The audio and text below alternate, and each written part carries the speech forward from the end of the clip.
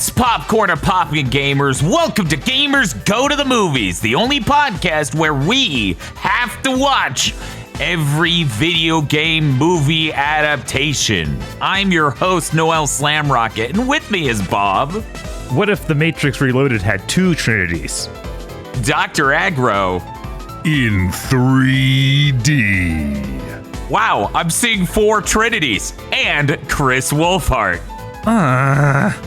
And that's right, this time we watched Resident Evil Afterlife, the 4th movie in the original canon of Resident Evil films, and I watched it in glorious 3D Blu-ray on my PlayStation VR 1.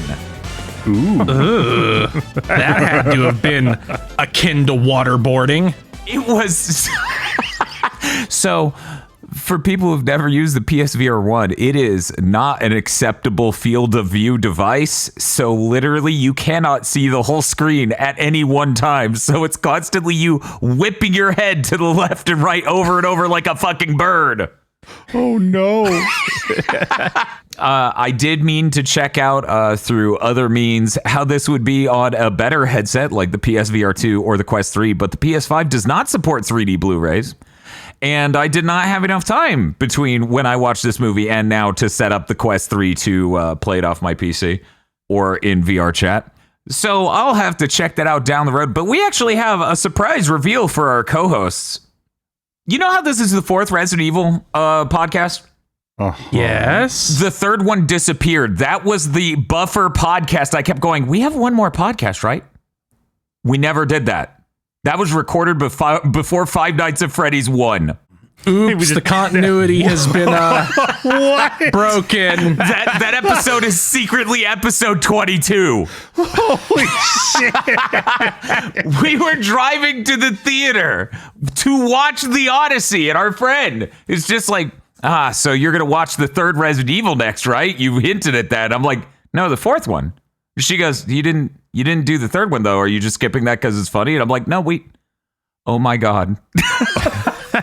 Oh, no.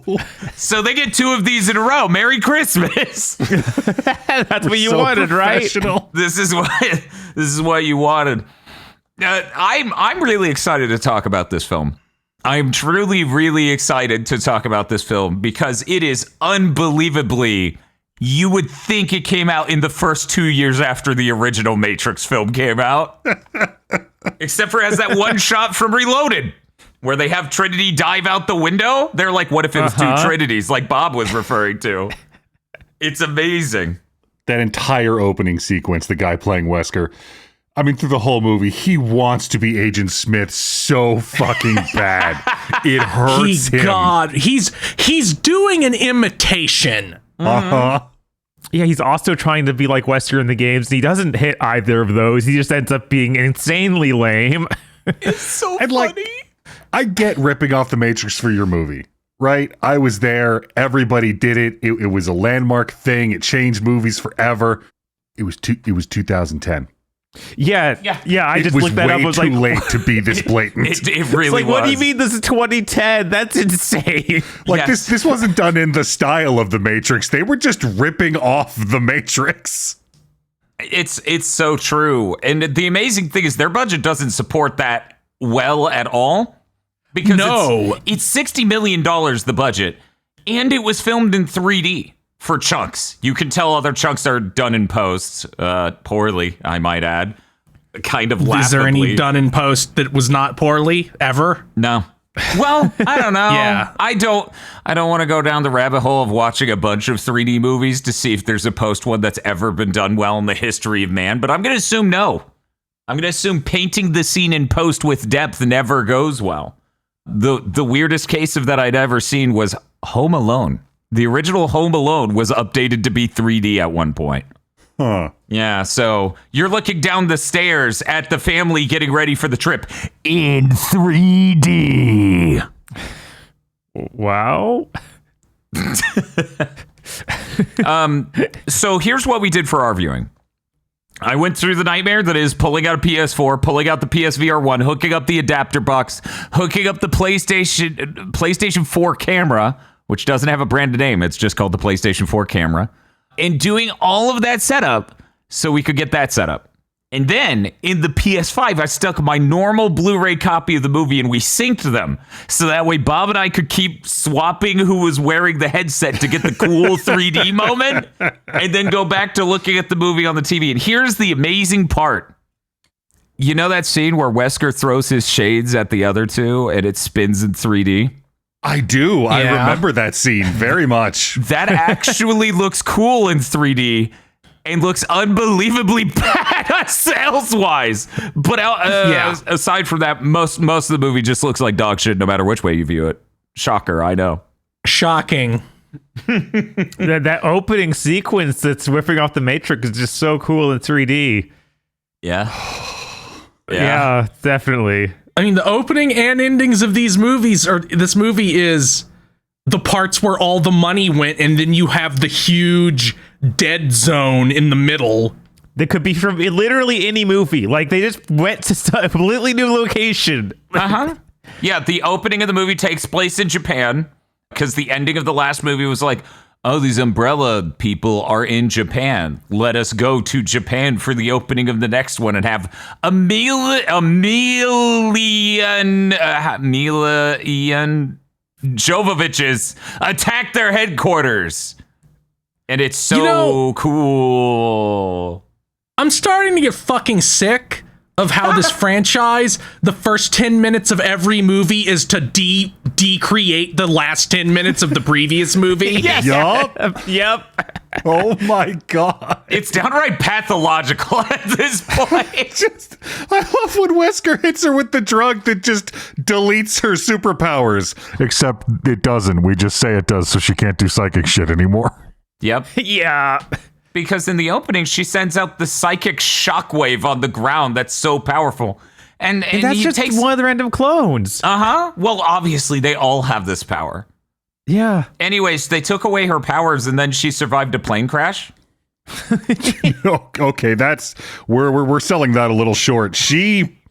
That airplane was a burned out husk. Yes. And she, now super powerless, walked out of that. Uh-huh. Yep. There was no room for her to have survived that. Just to put that as a frame of reference to people, imagine there was a stealth bomber traveling at top speed into a mountain. And that's basically what happens. Well, you see, Aggro, she got flung clear. That's why you never want to wear a seatbelt. You'll just get flung clear of the wreckage. That was one of the many things in this movie that were implied to have happened, but we're not going to show on screen. Yeah, no, Well, that would that'd be be hard. hard. Yeah, we're not really interested in doing that. I can't. Okay, if you watched this movie right before listening to this episode, I'm sorry.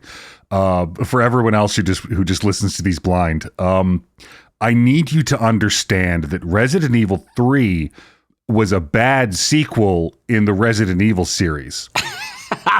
This movie is an aberration. What the fuck? The people who make the bad Resident Evil movies are better at making movies than this. The people in these movies should have been like, the people in these movies act like they've never held or manipulated physical objects before. Yes, no, in this film specifically, I think one person can act in the entire cast. It's wild. I cannot, it got to the point where I was legitimately offended. Just as a person who had seen the first three movies, I was offended this was the fourth movie. How fucking dare you turn this in? What is this absolute shit show? Well, Aggro, this is because this is the first one since 1 to be directed by Paul W.S. Anderson. Return to 4. So here's the beauty, though. They get to take all of this ire from you, Aggro, and all of this. This movie gets to contain all of that.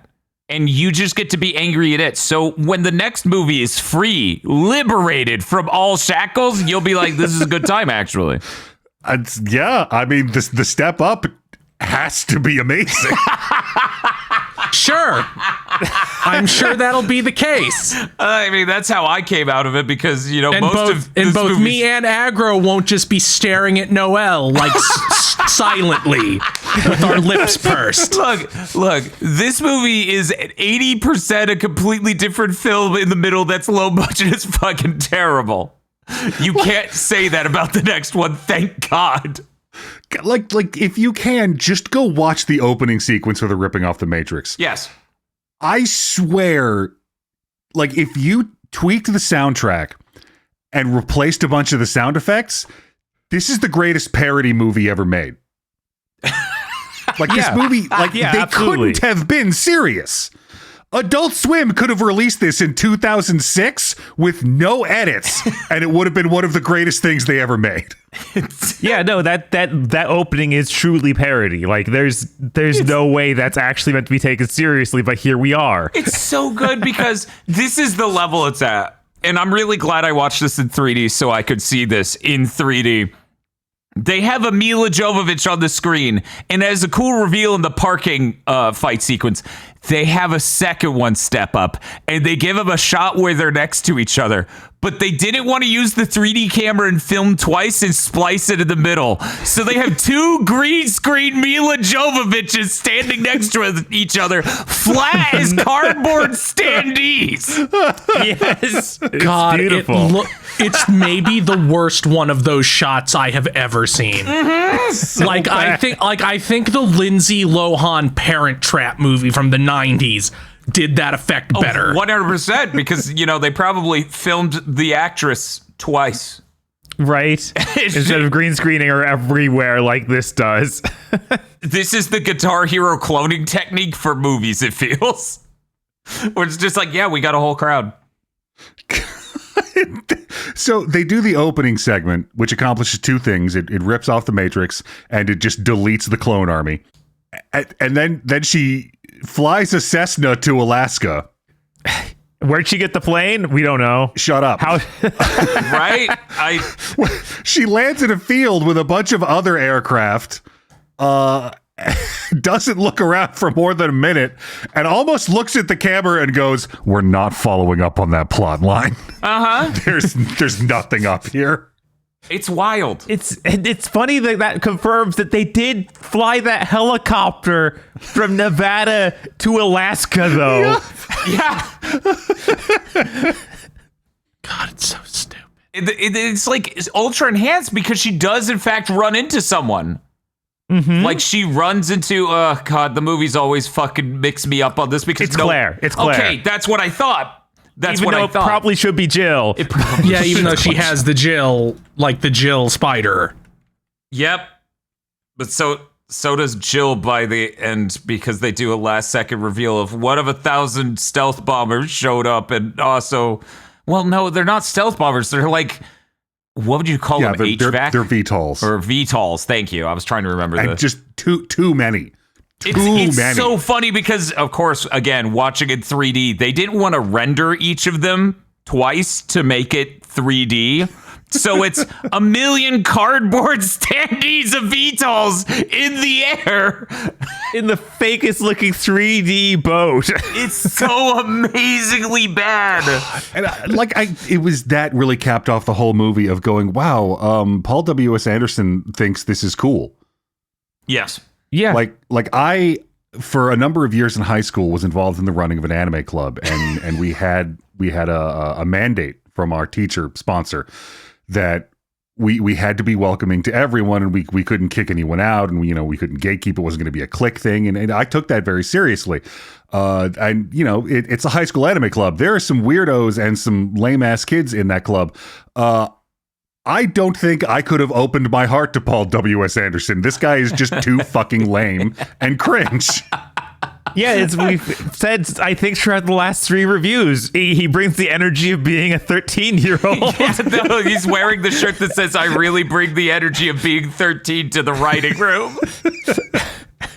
I like Umbrella having an underground lab that's like an upside down skyscraper. I can accept that. Yeah. Yeah.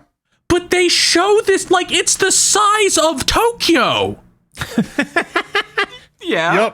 Yep. It's like they turned the Tokyo metropolitan area upside down under the ground. Nobody knows that's there. That's fine. Yeah. That doesn't interfere with fucking subways or power or electric or sewer. No. I'm now convinced that Shinji Mikami loved this movie. Because there's a lot of shit in here that looks directly like things from The Evil Within 1. Oh. Like that whole shower battle with the tyrant. Oh god. Is very, very much like stuff in The Evil Within 1. And that tyrant even kind of looks like the tyrant equivalent in The Evil Within 1. He looks identical to RE5's monster, though. Okay. Yes, he is literally the RE5 dude, which a lot of this is RE5. It's kind of interesting. Which is upsetting because they don't even bother trying to explain a new virus. Like RE5 has this thing where people spit the thing out of their mouth. Like instead of the Diplodocus plagus. And this is just like the T virus does that now because that's what the games are doing. Okay. We don't have any idea why. And I need to put this right here, otherwise I'm going to forget it. The T virus cells are T-shaped. I fucking lost it. Yeah, that's fucking stupid. I fucking lost it.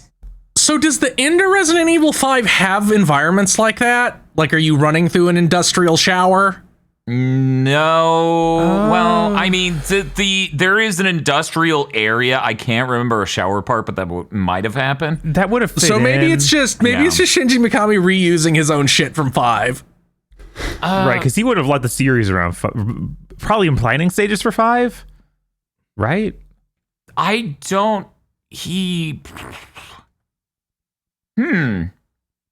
actually don't know the timeline on that to that fine grain a level, but it would make sense. Oh, he left in 2006, so he probably didn't have much like shit at all in 5. Right. Maybe.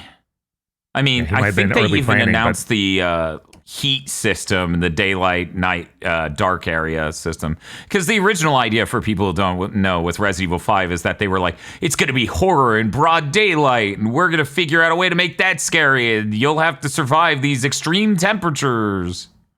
Oh, okay, sir. Yeah, right. Yeah, so about why they abandoned that. And before we get too far away from it, these movies, like we had the confusion earlier, Jill or Claire, all the women in these movies look the same. Except for... Like all the white women, except for Kmart. Well, no, I was going to say the lady from the first one who's played by Michelle Rodriguez. Yeah, her and Kmart. Yeah, Michelle Rodriguez is like the most remarkable lady character in the entire franchise. If only they would wake up any day now and realize. And Jill even kind of has the same like hairstyle as Alice, so they couldn't be in the same movie unless they do the Resident Evil 5 thing and make her blonde with a ponytail. Because if you put those characters, like we had this problem with Apocalypse, it's like they're the same character and even kind of look the same, constantly interacting in scenes. It's like watching someone talk to themselves almost. Yeah, they put Jill Valentine in the Jill cosplay, and that made her distinct. But yeah, she was. They were almost just. They were lesser Mila Jovoviches because they couldn't write anything else. I mean, we kind of did that with the dudes in 1, where we had like 5 or 6 interchangeable white guys. It's true. Yes, it's almost like someone can't write.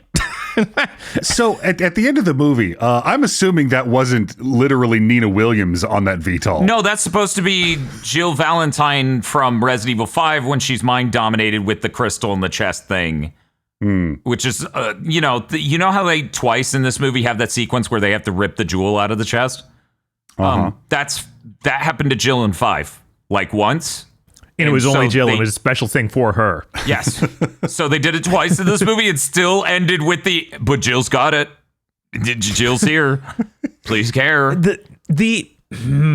Because Chris was introduced in this movie, them pretending he has a backstory with Wesker at all is insane.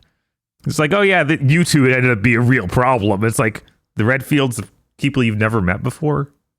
Yeah, he obviously must have met Claire because she had the spider, and then he left her in Alaska.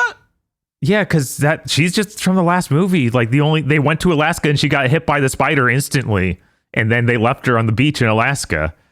So there's basically no previous interaction there.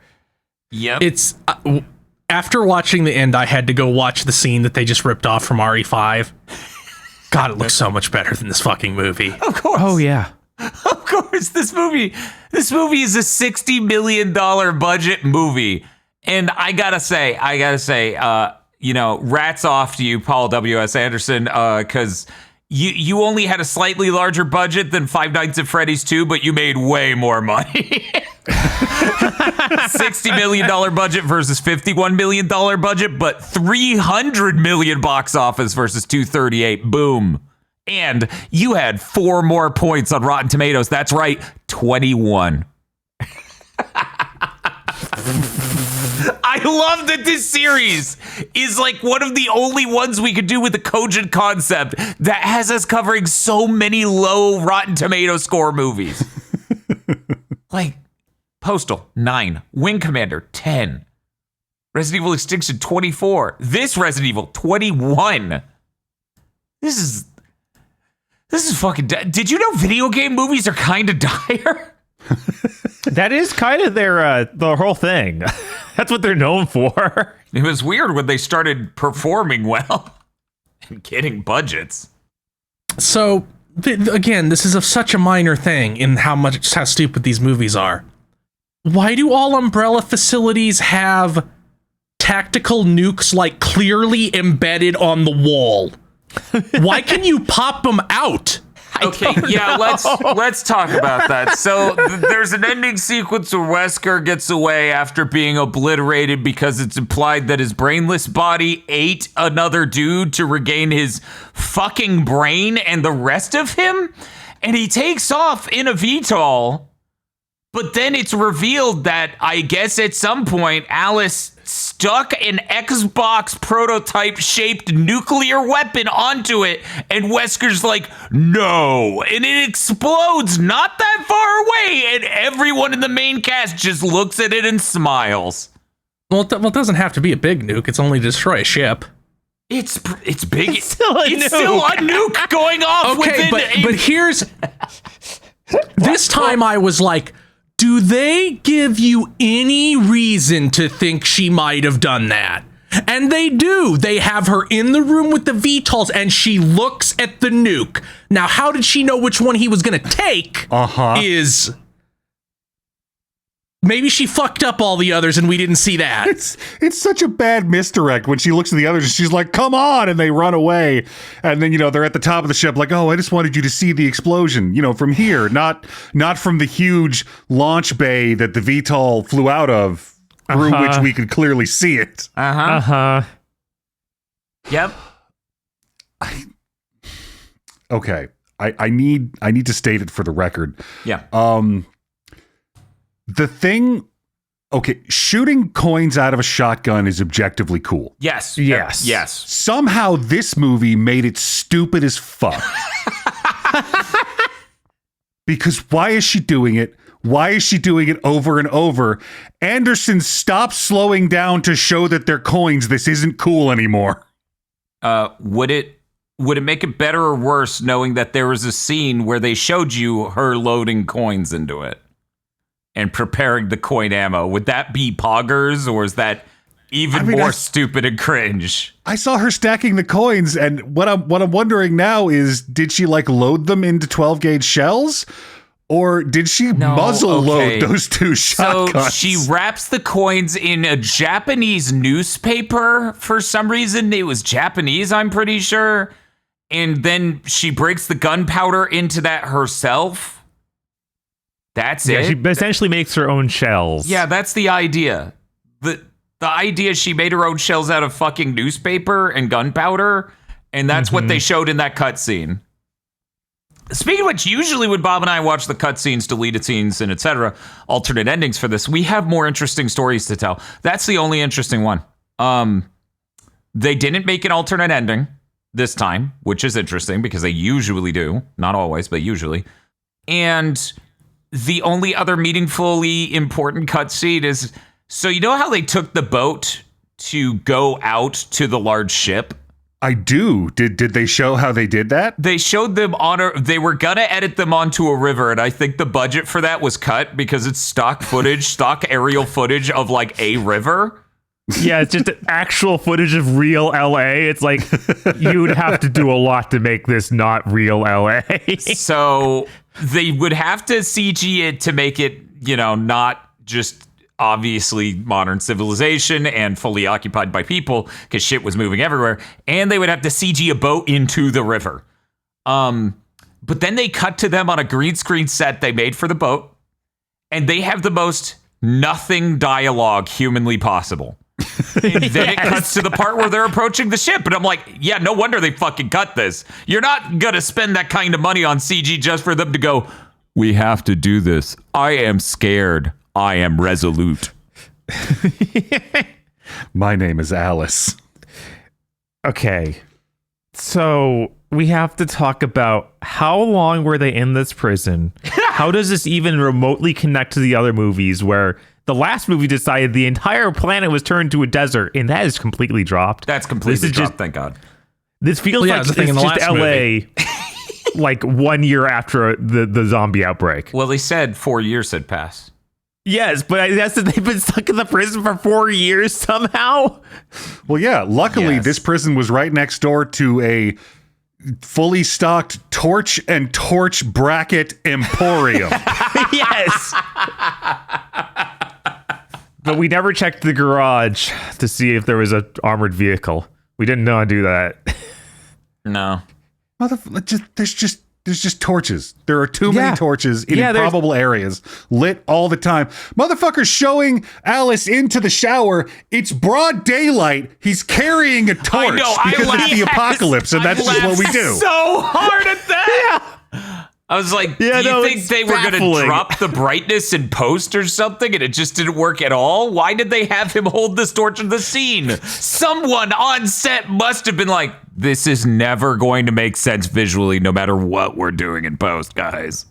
But okay, using torches to light an interior space, I will stomach it. People do it in movies all the time. Where are they getting all the brackets for these fucking torches? I don't even care that the torches are just appearing out of fucking nowhere. How are they securing them to the walls? Well, you see, this was actually a medieval castle-themed prison. And then that fucking tyrant shows up, and I haven't seen 5, so I'm like, oh, that's a Silent Hill mid-boss. What the fuck? Yeah. And he starts slowly tapping his giant hammer on the gate in a manner that would not imply force at all. It's like, oh, we gotta close the gate. We gotta reinforce the gate. It's like, you're in a prison. Do you know how difficult it is to break through the gates of a prison? That guy could full body swing that hammer into it for years, and it would not move. And while we're nitpicking, I can only assume that they wrote that shit about the armory being underwater, and at somebody went, well, it'd be no good.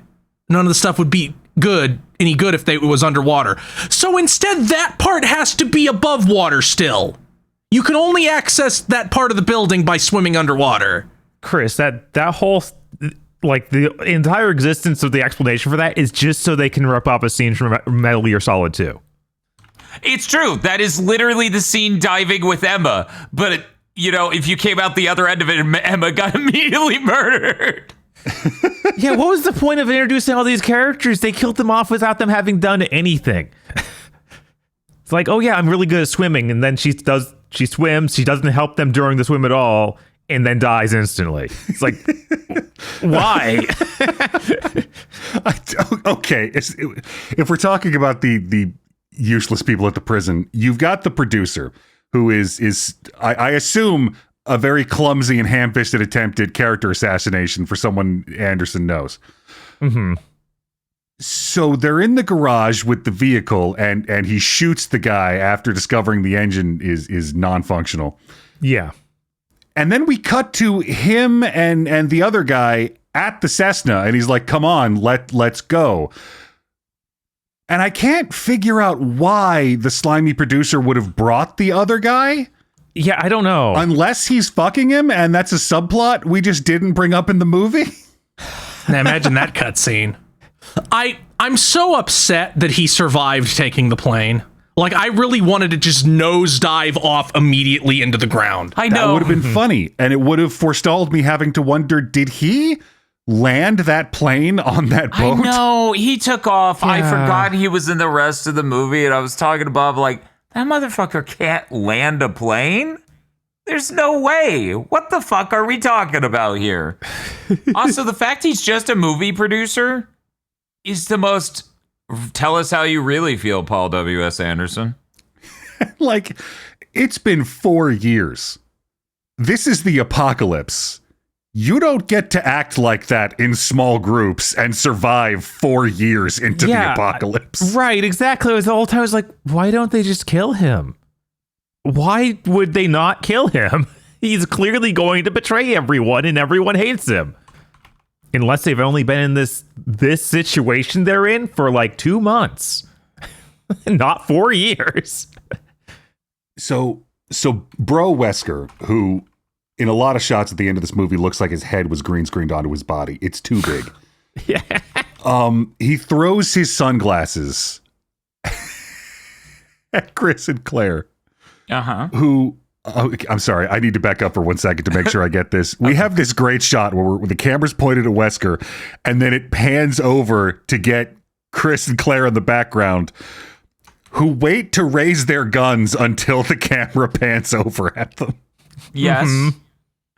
Then Wesker throws his sunglasses at them, and it's a really cool 3D effect. Chris, I'm not mad. Why did you catch the sunglasses? They looked expensive. He wanted to keep them, yeah. Memento. Yeah, he was like kung paoing over there. He's like, memento. He's just gonna pocket it. Can we talk about how that chair that Wesker's sitting on is clearly not actually comfortable at all? He looks incredibly awkward sitting on it. It's so funny because you see it in 2D and you're like, that doesn't seem great. Then you see it in 3D and you're like, no, that is horrible. That would be so fucking uncomfortable. Yeah, it's his aura farming chair. like Bro Wesker being this dumb chud who thinks what he's doing is cool is this incredible 1-to-1 parallel to Anderson making these movies. It's the only reason there were zombie dogs on this boat. That I laughed so hard. I laughed so hard at the fucking zombie dogs because it's just so stupid. It's like, your fucking umbrella. You had that facility in the opening, and your best idea to defend this boat as a final measure is 2 zombie dogs that look like the first movie again. That's moronic. I think it's so funny they have the axe guy appear and they don't even bother trying to explain that. They could have had like another one on the boat to like add things together. Instead, it's just like, nah, they were just an axe guy. I don't know. He live in LA. He does. He just walks onto frame, and the movie's like, what? Say something. You won't. And they're right. God, they go to the boat, right? And they're on the bridge. And in the foreground, like there's all the regular consoles and shit for running a large ship. Mm-hmm. And then there's a Windows PC set up. And I immediately went, okay, I don't know a lot about large sailing vessels. Is that normal to just have a PC to do some stuff? You think it'd be integrated? Oh my God, they put a PC on this set so that a character could type on the keyboard and point at the screen for something. Yeah. And that is exactly what happened. Clown shoes made this movie. Not clowns. The shoes of clowns made this movie. I find this amazing because I can only wonder how the rest of this Paul W.S. Anderson arc will go with these Resident Evil films and aggro. Everyone else has been on the ride already. Right. Yeah, it's true. Although, to be fair, this is the first time I'm seeing these movies sober. God, they beat Wesker, and he runs away. And Alice starts broadcasting like, this is Arcadia. We have food and shelter. There is no infection. Lady, Yeah. You don't have either of those things, and you have no reason to think none of these people are infected. What the fuck are you doing? Yeah, I'm pretty sure they were being injected with infection the entire time. There's several tables of infected people, and there's the dogs, and who knows how many other random experiments. But no infection. Come on in. Uh-huh. How many VTOLs were at the end of this movie? How many will be at the beginning of the next movie? Pattern recognition says you can tell how many are going to be the opening of the next movie. God. Like, where? Okay. Putting aside where they came from and the timing of this whole fleet arriving and the diminishing returns of trying to take turns landing soldiers on this boat in like a school pickup line. Where are you planning to land all of these fucking things? We're just going to circle the boat, I guess. Until they run out of fuel and crash? Well, they'll jump out with their parachute and land in the water, and then they'll pick them up. And then the nukes inside of each and every one of them will go off.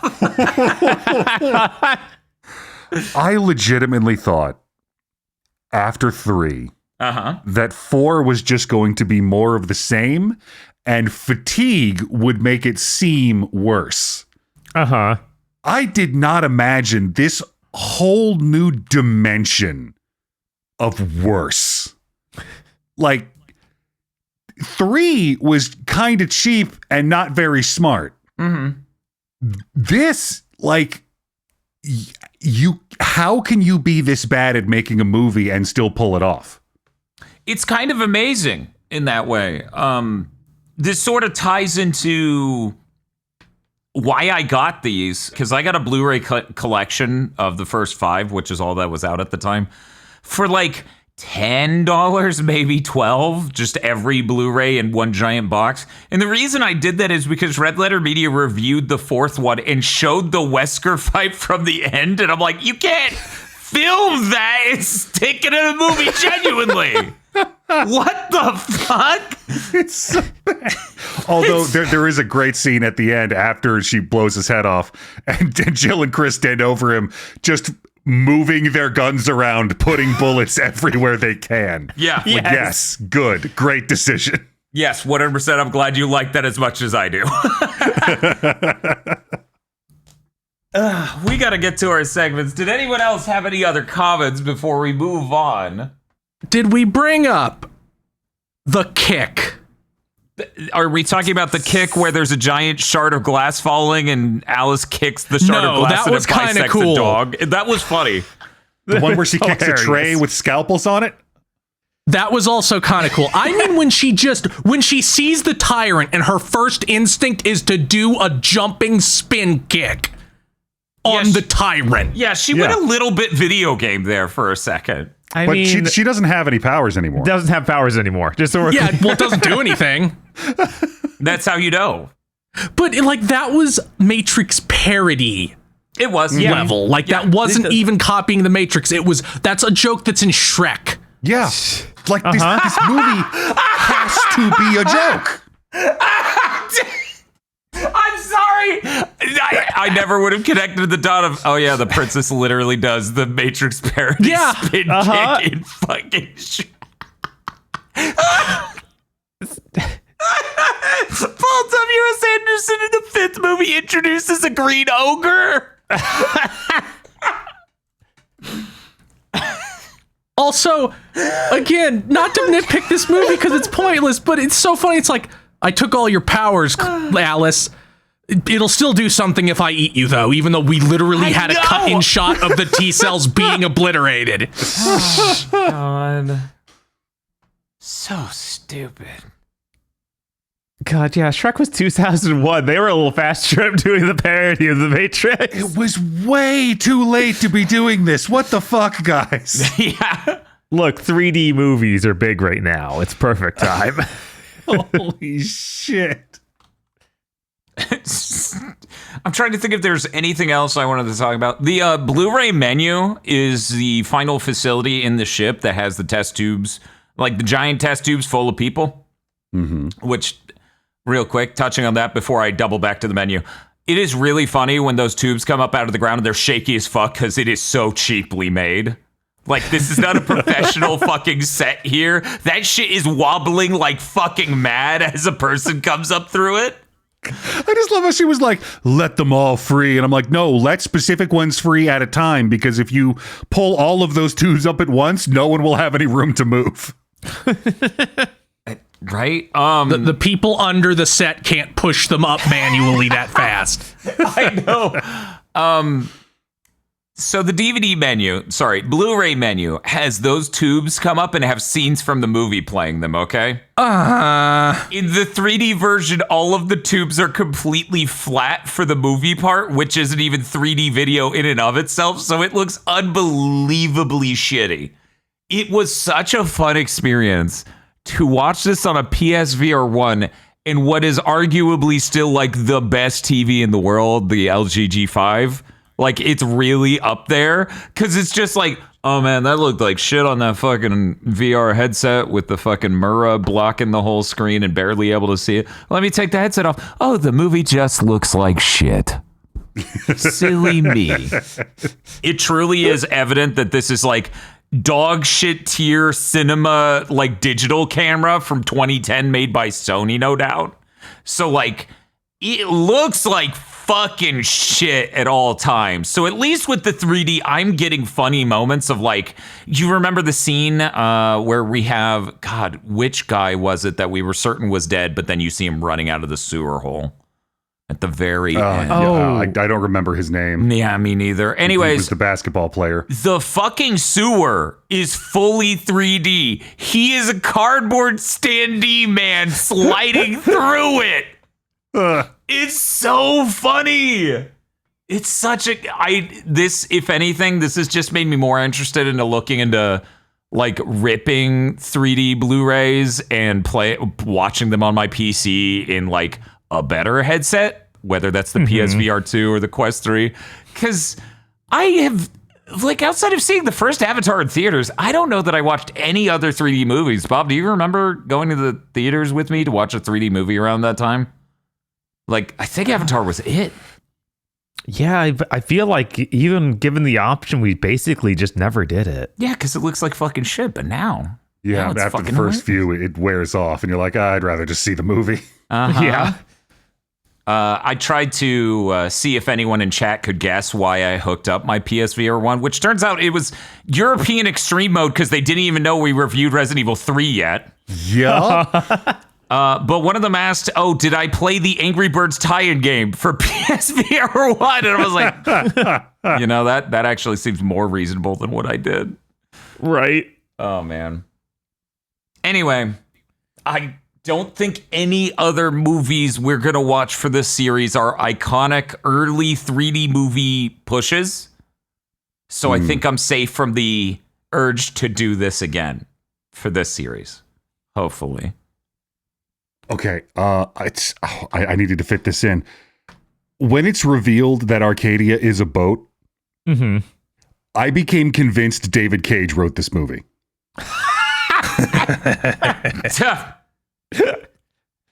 They do have similar weird stances about women. They are both very incredibly dumb, but think they're smart. Yup. The opening of this movie had the confidence of, I'm the only person who's ever seen The Matrix. I'm going to get away with this. So, we got to get to our segments.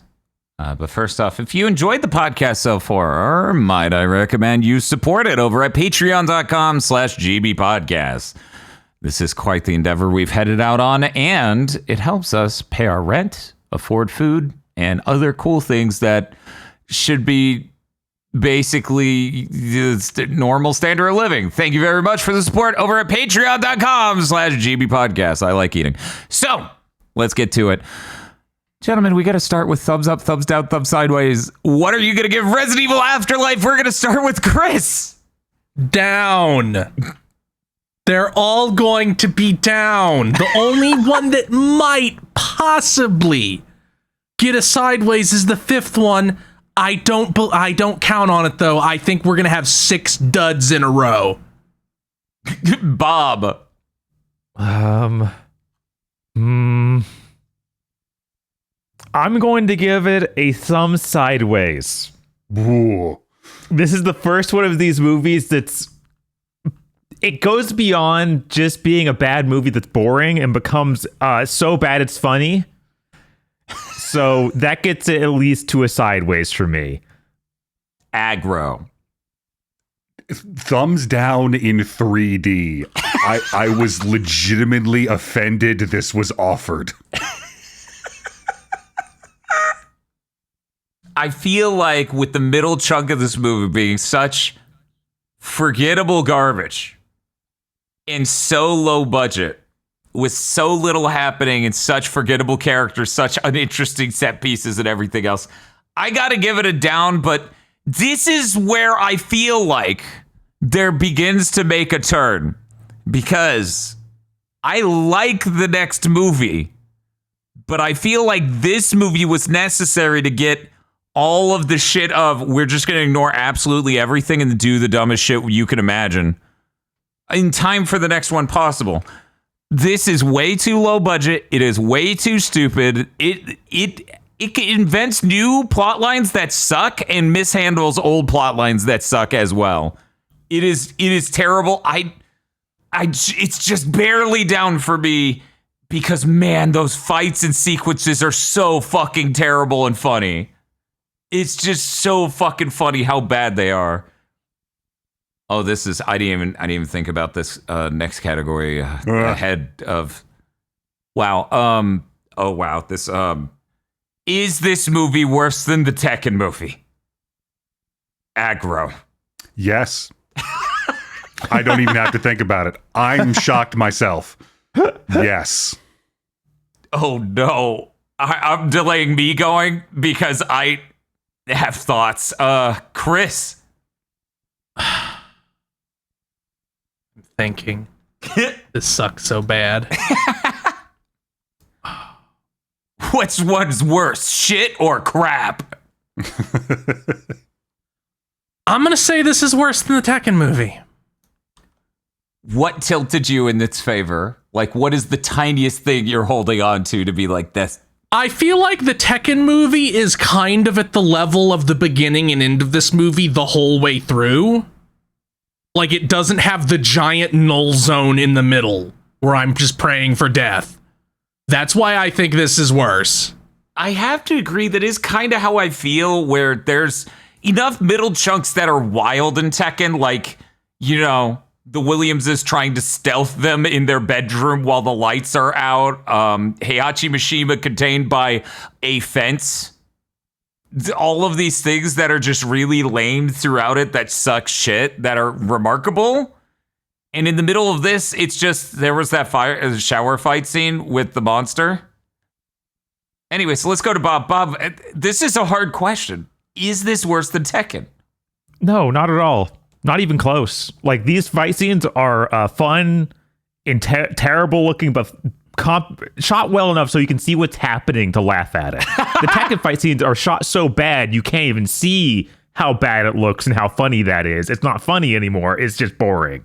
Well, you know, it's not even about how it's shot. If you recall, the way they edit fight scenes together is they don't cut together at all in Tekken. Yeah, exactly. They don't get most of the shots. Here you get to see the thing in full 3D.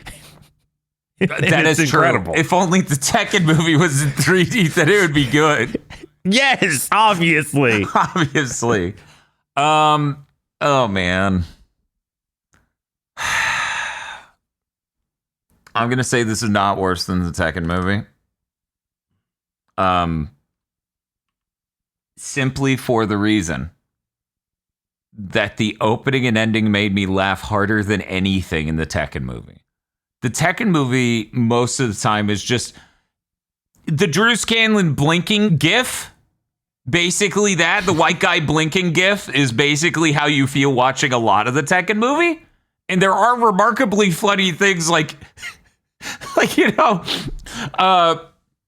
Kazuya is sitting there with a lady interested in him. And he's like, I'm no cook. And it's like, what is this scene? What are we filming? Why did you film this? This is insane.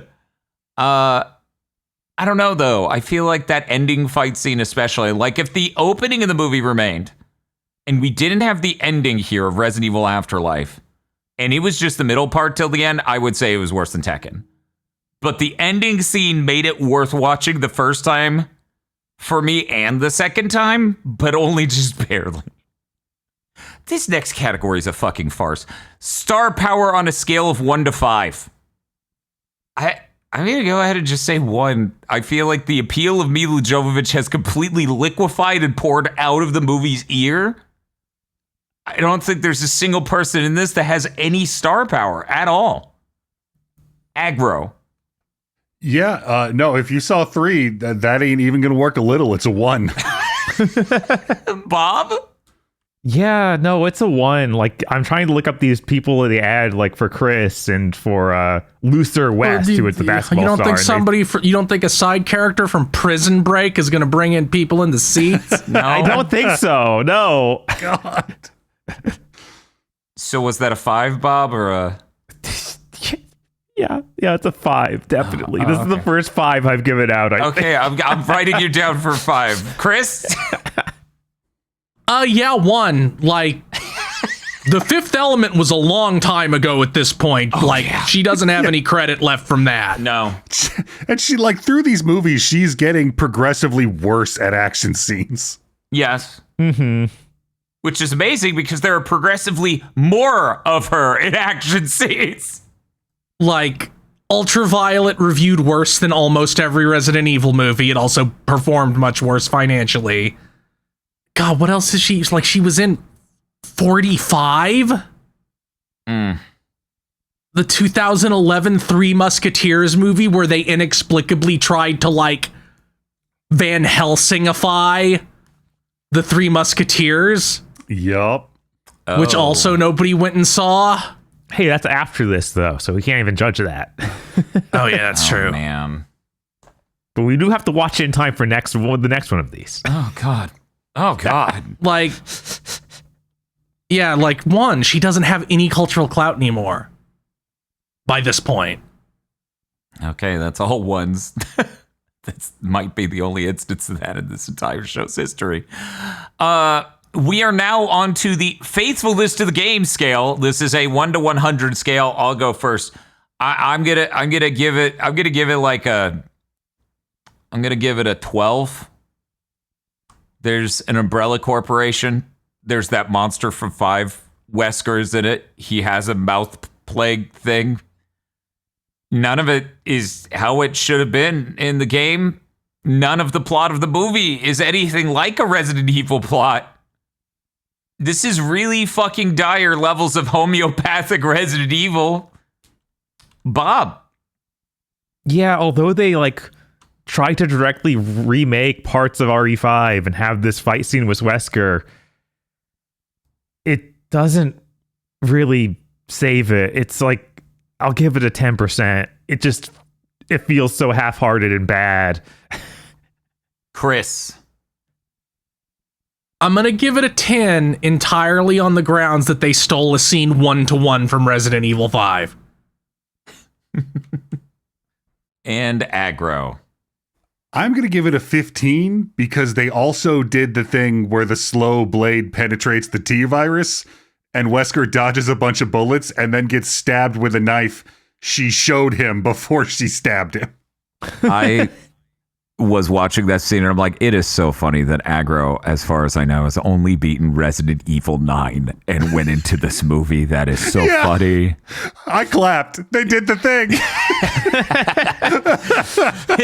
This man has been subjected to so much like generic brand Wesker, but not real Wesker. It's wild. Yes. It's so good.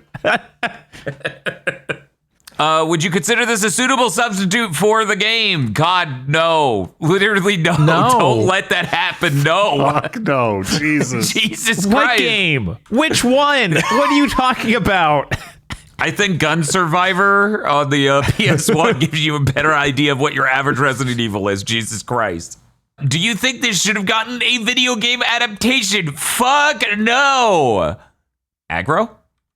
I tried real hard to make like a base management bit about the prison section, and I can't. It's just so bad. No. I like that this segment for you is always the miniature armchair devs. Chris. No. No, none of these movies would make a good game because they all have a giant dead zone somewhere in them. So here's my thought before we head into 5. I think they should have made a video game of 5 based on how I remember it, and none of the others. So it's the most insane one you could have done. That would have been fantastic. Anyways, hey, Bob.